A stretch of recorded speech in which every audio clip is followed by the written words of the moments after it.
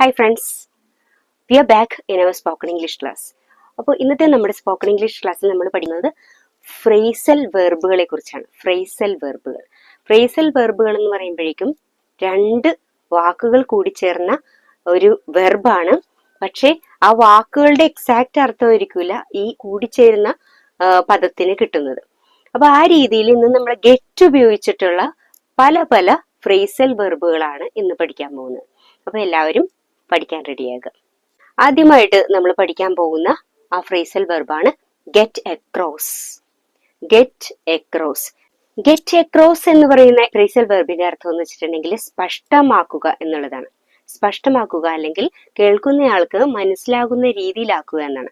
Get across എന്ന് പറയുന്ന ആ ഫ്രേസൽ വെർബ് ഉൾക്കൊള്ളുന്ന സെന്റൻസുകൾ നമുക്ക് നോക്കാം. The teacher cannot get her ideas across to the students എന്ന് പറഞ്ഞാല് അതിന്റെ അർത്ഥം എന്താണ്? ടീച്ചറിന് തന്റെ ഐഡിയ എന്താണോ ടീച്ചർ പറയാൻ ഉദ്ദേശിച്ചത് അത് കൃത്യമായിട്ട് സ്റ്റുഡൻസിന് കമ്മ്യൂണിക്കേറ്റ് ചെയ്യാനായിട്ട് സ്പഷ്ടമായിട്ട് പറഞ്ഞു കൊടുക്കാനായിട്ട് കഴിയുന്നില്ല. Teacher cannot get her ideas across to the students. രണ്ടാമത്തെ ഫ്രേസൽ വെർബാണ് ഗെറ്റ് അറൗണ്ട്.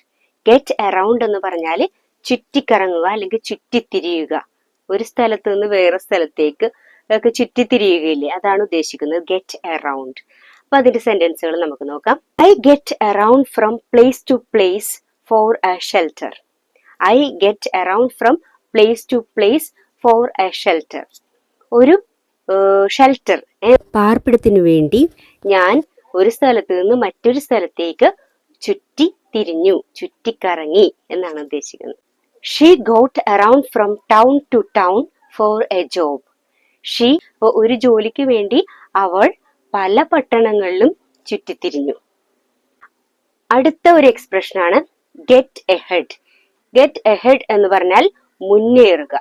ഗെറ്റ് എഹെഡ്, മുന്നേറുക. I will get ahead in my work as a teacher. I will get ahead in my work as a teacher. ഒരു teacher എന്ന എന്റെ ജോലിയിൽ ഞാൻ മുന്നേറും. I will get ahead in my work as a teacher. അടുത്തൊരു sentence നോക്കാം. She got ahead being A great social worker. ഒരു വലിയ സാമൂഹ്യ പ്രവർത്തകയായി അവൾ മുന്നേറി. ഒരു വലിയ സാമൂഹ്യ പ്രവർത്തകയായി അവൾ മുന്നേറി. She got ahead being A great social worker. Get at, അതായത് നിശിതമായിട്ട് വിമർശിക്കുന്നതിനെയാണ് ഗെറ്റ് അറ്റ് എന്ന് പറയുന്നത്. നിശിതമായി വിമർശിക്കുക. സെന്റൻസുകൾ നോക്കാം.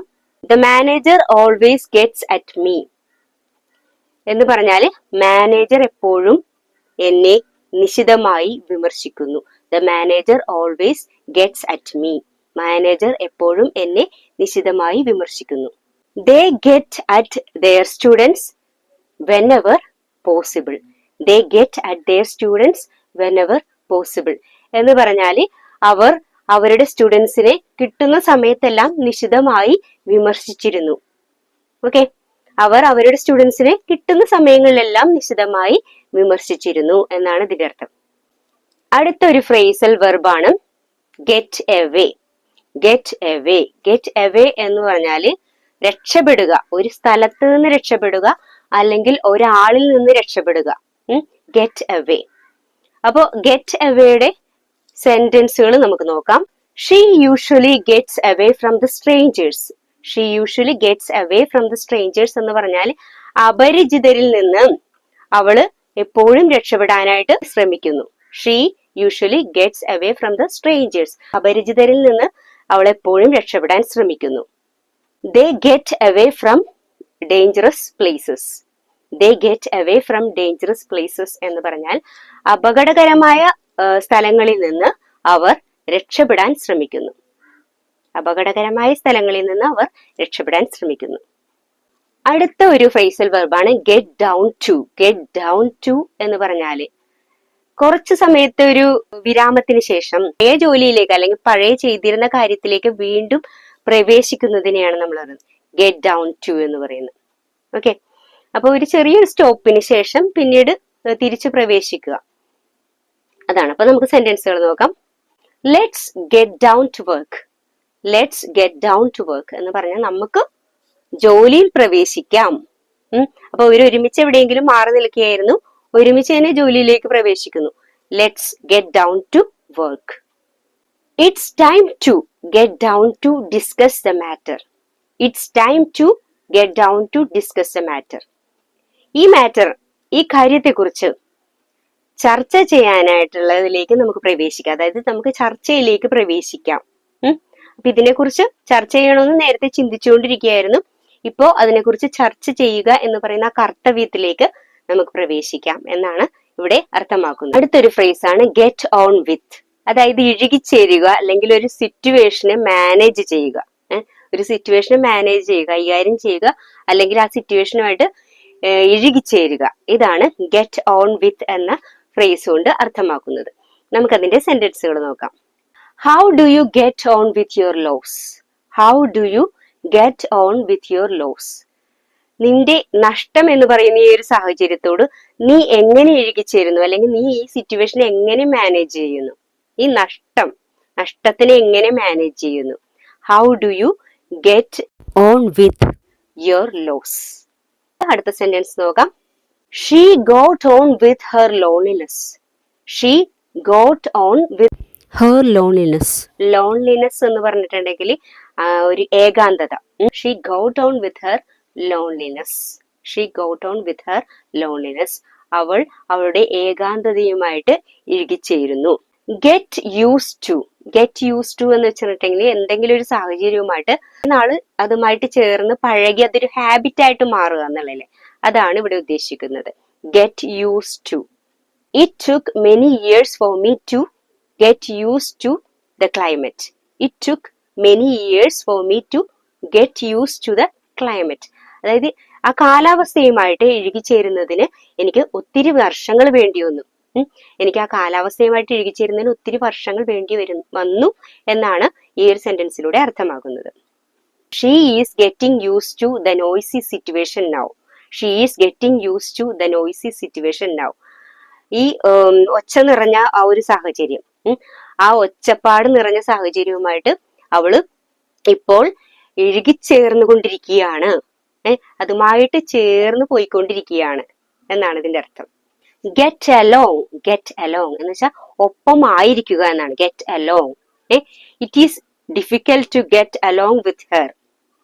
It is difficult to get along with her എന്ന് പറഞ്ഞാൽ അവളുടെ ഒപ്പമായിരിക്കുക എന്ന് പറയുന്നത് വളരെ ബുദ്ധിമുട്ടുള്ളതാണ്. It is very difficult to get along with her.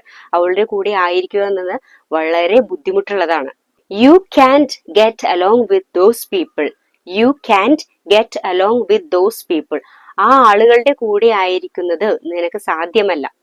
ആ ആളുകളുടെ കൂടെ അല്ലെങ്കിൽ ഒപ്പമായിരിക്കുന്നത് നിനക്ക് സാധ്യമല്ല, നിനക്ക് സാധിക്കാത്ത കാര്യമാണ്. ഏറ്റവും അവസാനത്തെ ഫ്രേസൽ വെർബാണ് ഗെറ്റ് റിഡ് ഓഫ്.